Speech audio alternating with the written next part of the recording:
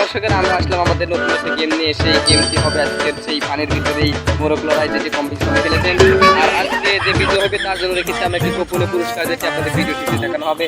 আমরা করে খেলা শুরু করছি। আমাদের মাঝে খেলা স্টার্ট হয়েছে।